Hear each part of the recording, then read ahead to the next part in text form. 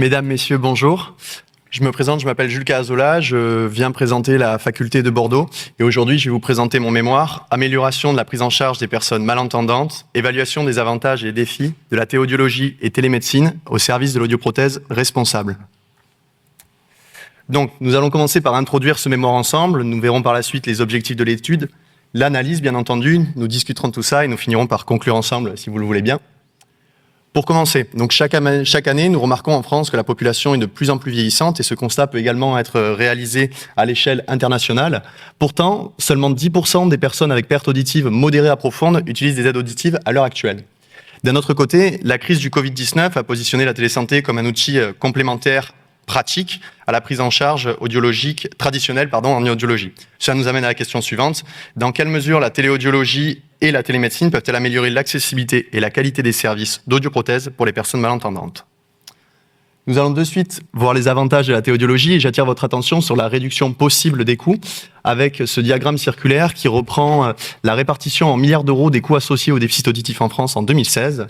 La téaudiologie pourrait potentiellement nous permettre de réduire les coûts directs sanitaires et médico-sociaux qui prennent en compte les déplacements comme les ambulances et les trajets les chauffeurs privés, mais aussi améliorer l'accessibilité pour les personnes, par exemple, qui vivent dans des zones rurales ou des zones éloignées de chez l'audioprothésiste ou de chez les médecins ORL, améliorer la flexibilité de nos services, par exemple, via les téléréglages ou les téléconsultations, et aussi améliorer l'autonomie des patients, pourquoi pas, via des applications.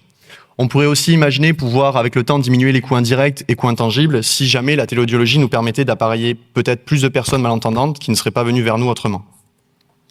Oui, mais voilà, face à cela, nous avons bien entendu des limites et des défis à la téléaudiologie.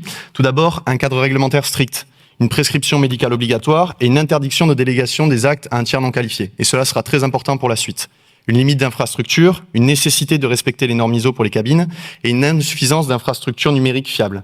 Les enjeux législatifs en cours sont là, un flou à l'heure actuelle autour de la définition et de la mise en œuvre de la téaudiologie et une adaptation nécessaire des lois pour encadrer ces pratiques.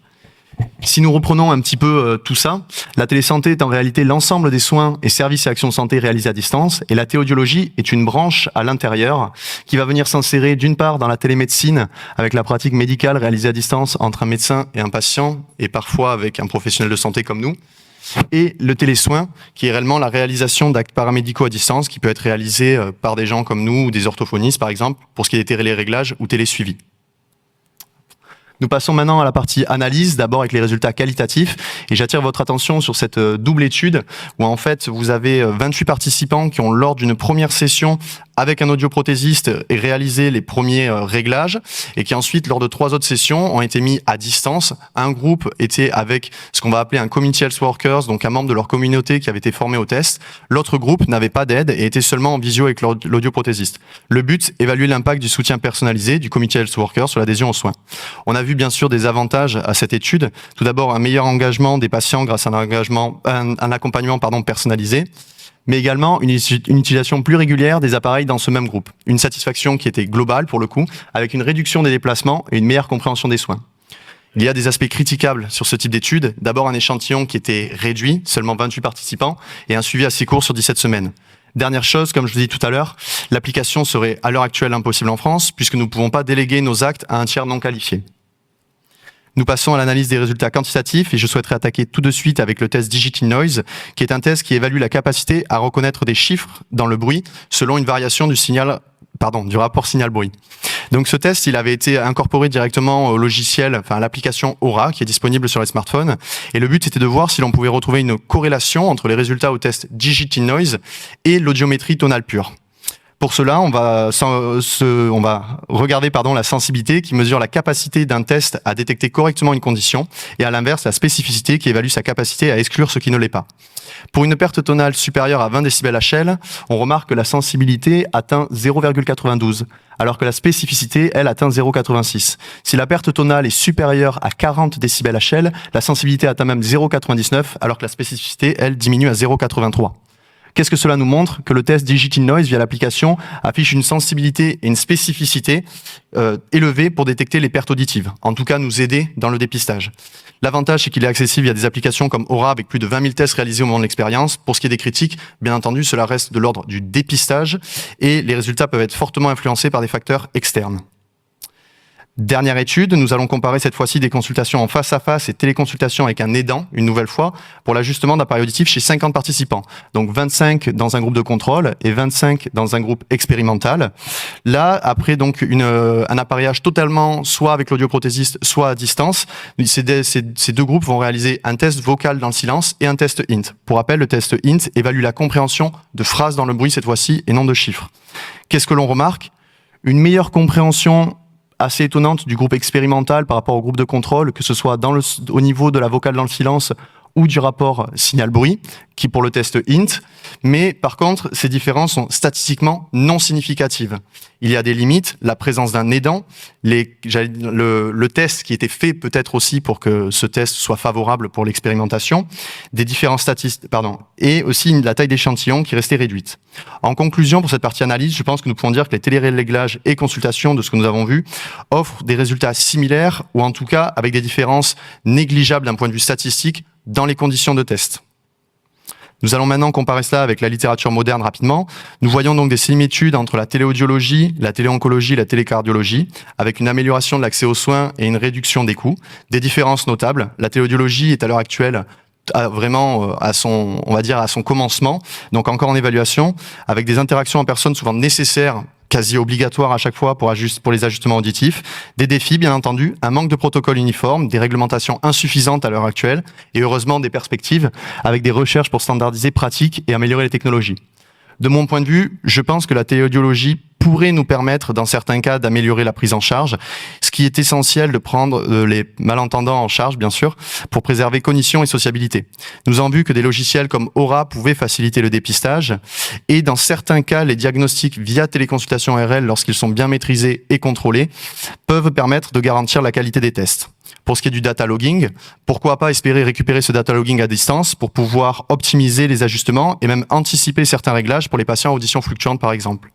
La téléaudiologie, pour moi, devrait être une solution hybride, si jamais elle devrait être mise en place. Ce serait idéal en alternant consultation en présentiel et à distance, maximisant ainsi soins et accessibilité.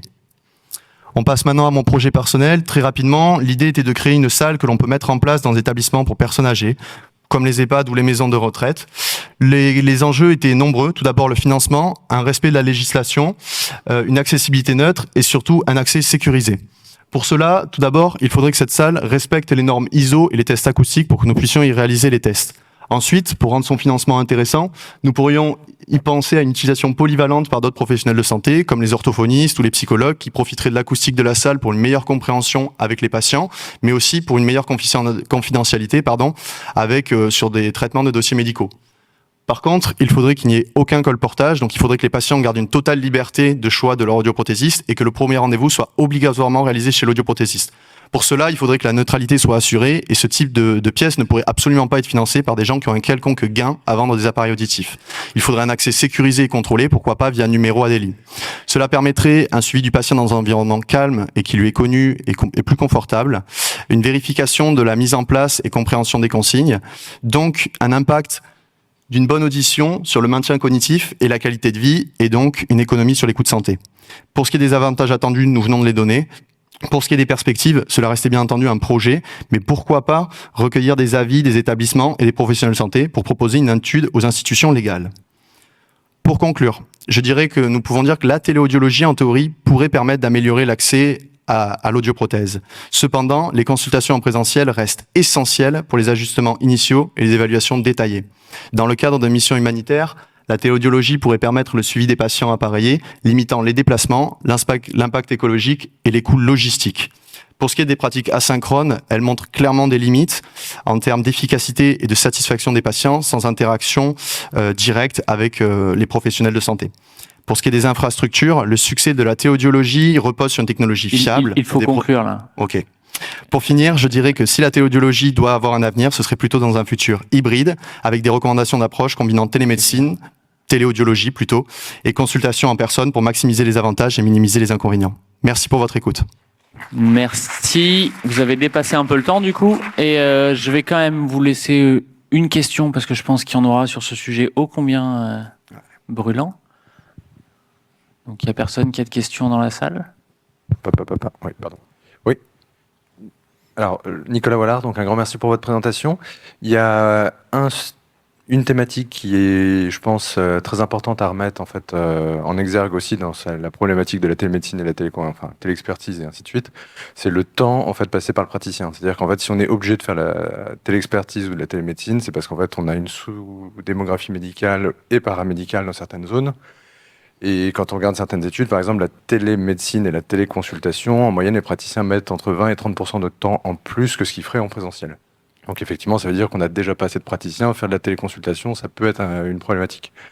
Et donc effectivement, moi, ma question, c'est plus comment vous pourriez imaginer des parcours de soins un peu différents. Alors c'est ouvert, hein, c'est la discussion, il n'y a pas de réponse. Des parcours de soins un peu différents pour justement prendre en compte cette contrainte temporelle qui est très forte et pour qu'on puisse réellement résoudre un problème de santé publique via ces outils numériques, entre guillemets. Alors, c'est la remarque que vous avez est totalement cohérente et le docteur Bonnard me l'avait fait remarquer lors de la présentation de mon mémoire à Bordeaux. Et il m'avait clairement dit qu'il perdait beaucoup de temps et que souvent, et cela était dû en fait à des problèmes de connexion. Il me dit des fois, je passe 20-30 minutes à attendre un patient. Il me dit clairement, tant qu'il n'y aura pas vraiment de réseau numérique fiable à ce niveau-là, c'est absolument pas quelque chose qu'il voulait mettre en place. Et pour moi, ça, c'est déjà la base, et c'est pour ça que dès le début des mémoires, j'en parle. Sans réseau numérique fiable, sans une capacité de connexion rapide, il n'est pas question de mettre ce genre de choses en place, parce que c'est une perte de temps et que le but, c'est quand même surtout, dans le cas de médecins ORL, de diagnostiquer et de pouvoir prescrire, si nécessaire, au plus de patients possible. Bon, de toute façon, on n'a plus trop de temps, donc on va pas forcément enchaîner.